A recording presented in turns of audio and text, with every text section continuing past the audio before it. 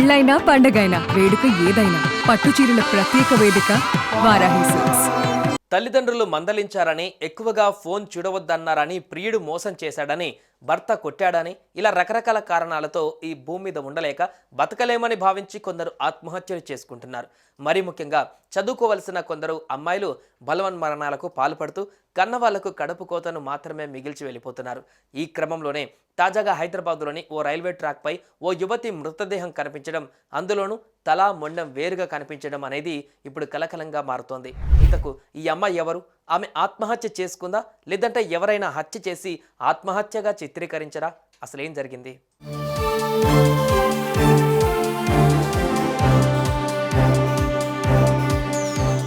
జామై ఉస్మానియాలోని railway track మీద గుర్తు తెలియని అమ్మాయి మృతదేహం కనిపించింది.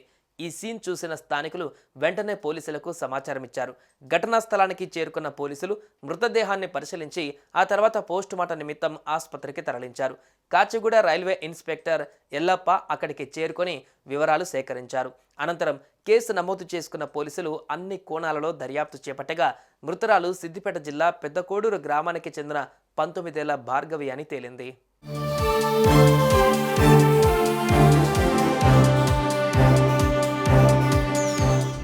ఇదే విషయాన్ని మృతురాలి తల్లిదండ్రులకు తెలియజేయడంతో గుండెలు పగిలేలా రోధిస్తున్నారు.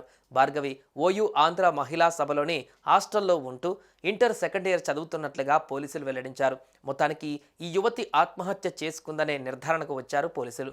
అసలు భార్గవి ఎందుకు ఆత్మహత్య చేసుకుంది, అసలేం జరిగిందనే వివరాలు తెలుసుకుంటున్నారు. ఇక భార్గవి మృతితో వారి స్వగ్రామంలో విషాద ఛాయలు అలుముకున్నాయి. ఈ ఘటనకు సంబంధించి మరిన్ని వివరాలు తెలియాల్సి ఉంది. సుమన్ టీవీలో మీ పర్సనల్ అండ్ బిజినెస్ ప్రమోషన్స్ కోసం కింది నెంబర్కి కాంటాక్ట్ చేయండి.